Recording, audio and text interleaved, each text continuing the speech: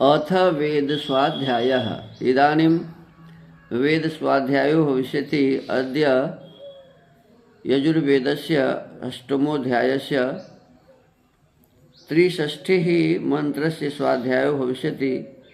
स्वाध्यायमान मंत्रस्य अपावस्व हिरण्यव इत्येतानि प्रथमानि पदानि सन्ति।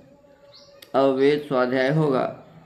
आज यजुर्वेद के 8वें अध्याय के 63वें मंत्र का स्वाध्याय किया जाएगा। स्वाध्याय किए जाने वाले मंत्र के आपवस्व हिरण्यव ये प्रारंभिक पद हैं। इस मंत्र के ऋषि हैं आपवस्वेत्यस्य कश्यप ऋषि, यज्ञो देवता, स्वराडार्षि, गायत्री छंदः, षड्ज स्वर। मनुष्य किसके तुल्य यज्ञ का सेवन करें, यह अगले मंत्र में कहा है। ओम आपवस्व हिरण्यव दस्ववत् सोमवीरवत् वाजंगोमंतमाभर स्वाहा।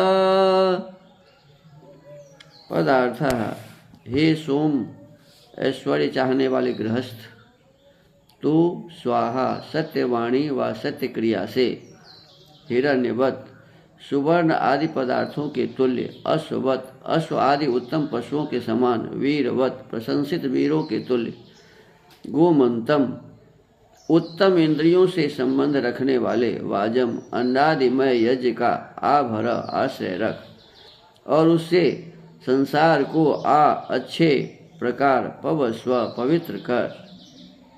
भावार्थ: मनुष्यों को चाहिए कि अपने पुरुषार्थ से सुवर्ण आदि धन को इकट्ठा कर घोड़े आदि उत्तम पशुओं को रखें, तदनंतर वीरों को रखें, क्योंकि जब तक इस सामग्री को नहीं रखते तब तक गृहाश्रम रूपी यज्ञ परिपूर्ण नहीं कर सकते। इसलिए सदा पुरुषार्थ से गृहाश्रम की उन्नति करते रहें।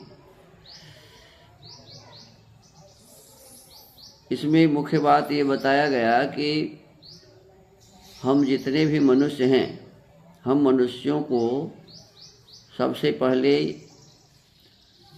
पुरुषार्थ करना चाहिए, मेहनत परिश्रम, जब तक हम जीवित रहें। वेद में तो लिखा है कि 100 वर्ष तक आप जीवित हैं तो 100 वर्ष तक परिश्रम करते रहिए। कुर्वन्ने वेह कर्माणि जिजीविषक्षतम समाः, कर्म करते हुए ही 100 वर्ष तक जीवित रहें, निठल्ला बैठ के नहीं, बीमार होके नहीं। तो सबसे पहले कि पुरुषार्थ करें। पुरुषार्थ धर्म के लिए, पुरुषार्थ अर्थ प्राप्ति के लिए, पुरुषार्थ कामना की सिद्धि के लिए और पुरुषार्थ मोक्ष की प्राप्ति के लिए।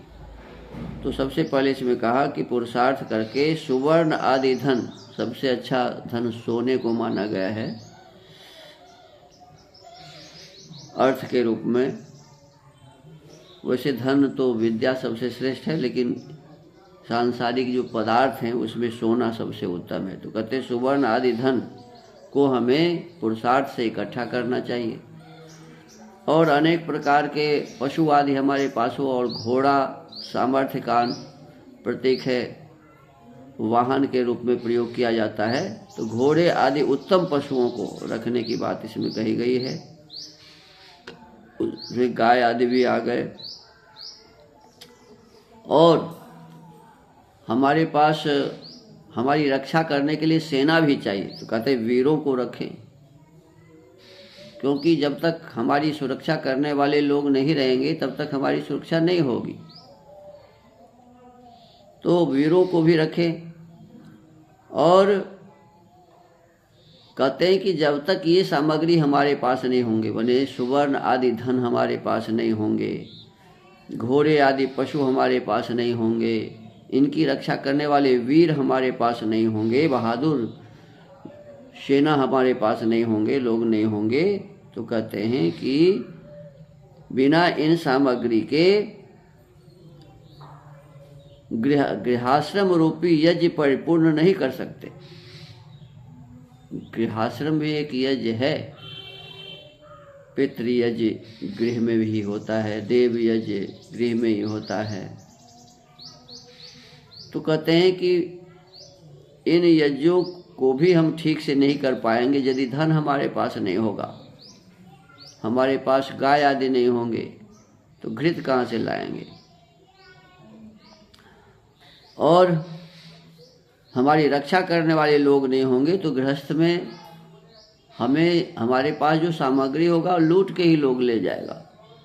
तो इसीलिए हमारी रक्षा करने वाले वीर भी हमारे पास होने चाहिए। और कहते हैं गृहस्थम रूपी यज्ञ परिपूर्ण नहीं हो सकते इसके बिना, इसीलिए सदा हमें पुरुषार्थ से गृहाश्रम की उन्नति करते रहना चाहिए।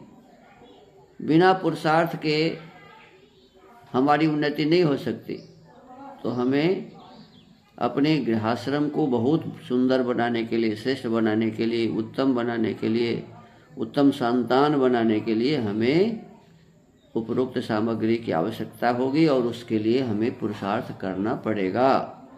30 अध्याय में गृहस्थ धर्म सेवन के लिए ब्रह्मचारिणी कन्या को कुमार ब्रह्मचारी का स्वीकार, गृहस्थ धर्म का वर्णन, राजा प्रजा और सभापति आदि का कर्तव्य का है। इसलिए इस अध्यायोक्त अर्थ के साथ पूर्व अध्याय में कहे अर्थ की संगति जाननी चाहिए।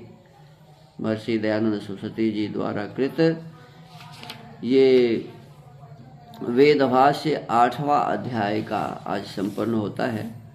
अब कल से 9वें अध्याय का स्वाध्याय करेंगे। तो आज के इस वेद स्वाध्याय के क्रम को यहीं विराम देते हैं। ओम।